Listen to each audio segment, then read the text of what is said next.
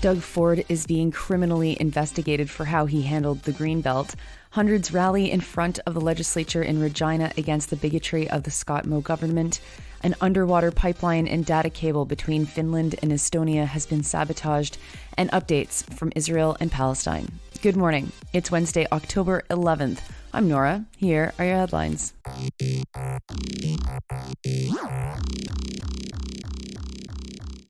First to Ontario, where the RCMP has announced it is investigating the Doug Ford government's Greenbelt fiasco.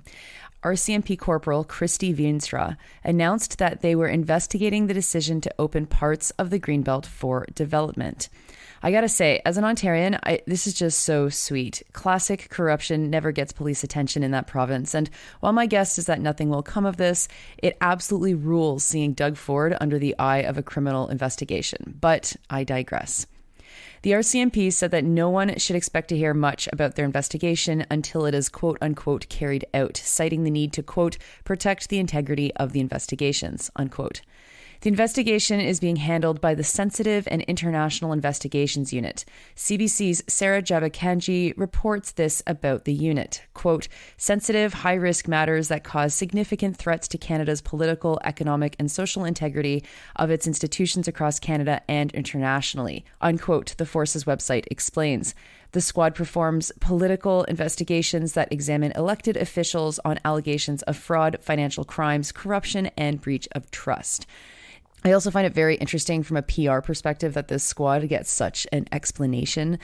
Sensitive, high-risk matters that cause significant threats. It's like, I guess the politicians themselves do threaten Canada, but you could just say that you're an anti-corruption squad and leave it at that. Anyway, Jabakanji reminds readers that after two legislative watchdogs found that there was funny business related to the decision to remove certain tracts of land from the Greenbelt to allow their owners to develop the heck out of them, plus after a ton of scrutiny from journalists, Ford reversed course and said he would no longer remove the tracts of land.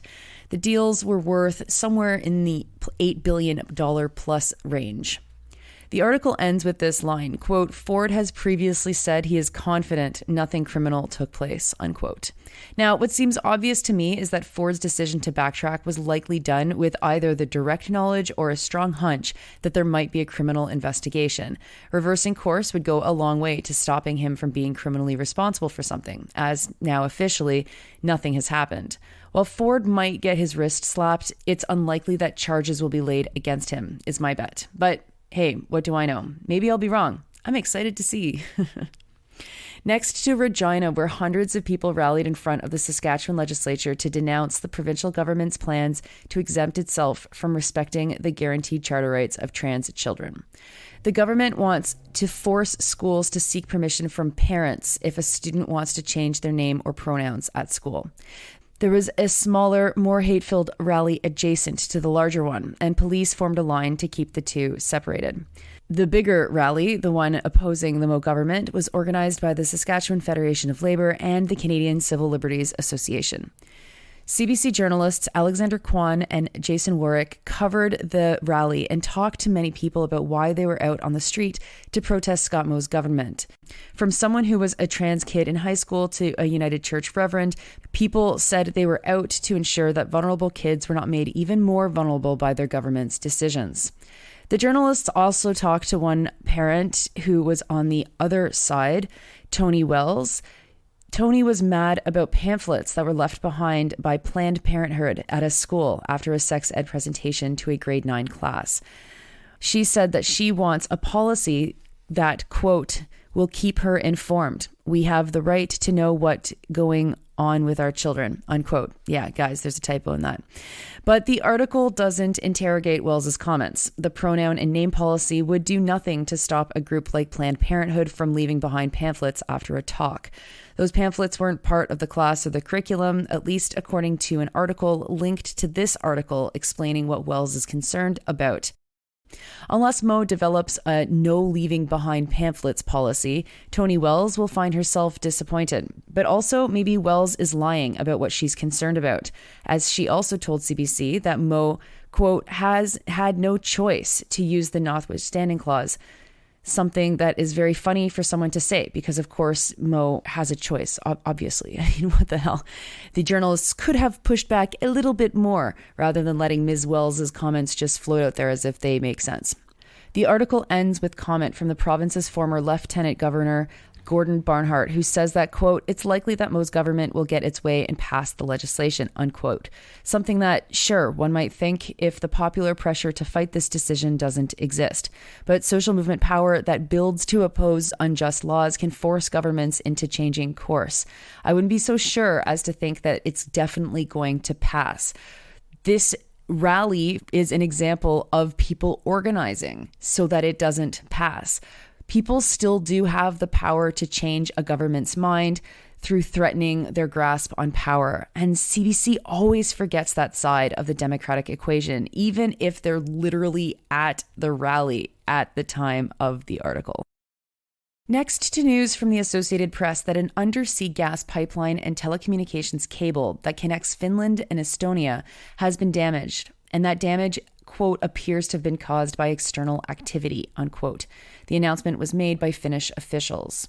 The damaged line is called the Baltic Connector Pipeline, and they noticed a drop in pressure that caused the operator to shut down the gas flow.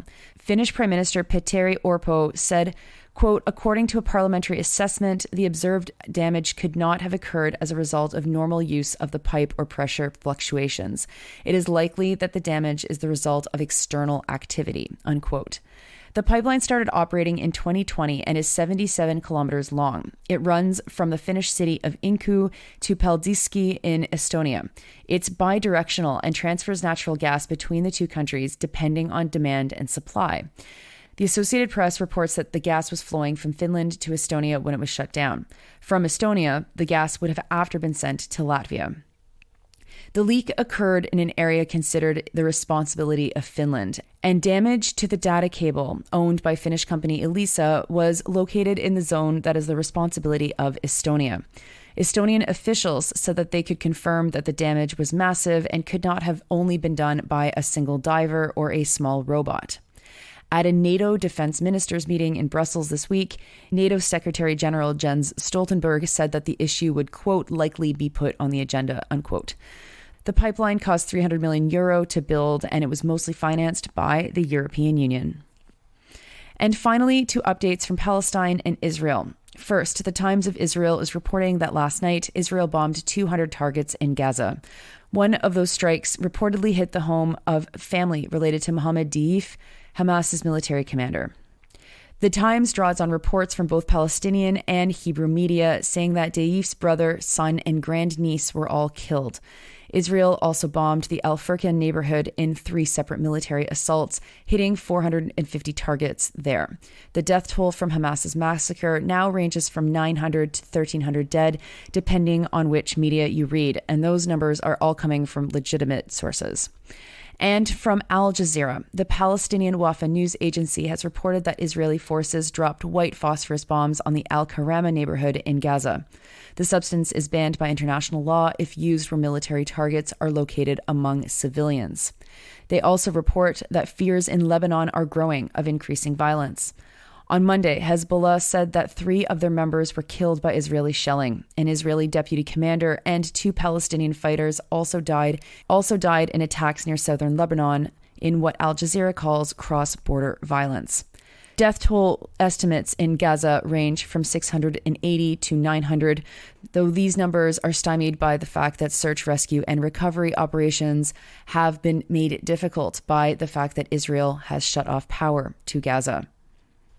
Those are your headlines for Wednesday, October 11th. I'm Nora. I hope you have a wonderful day.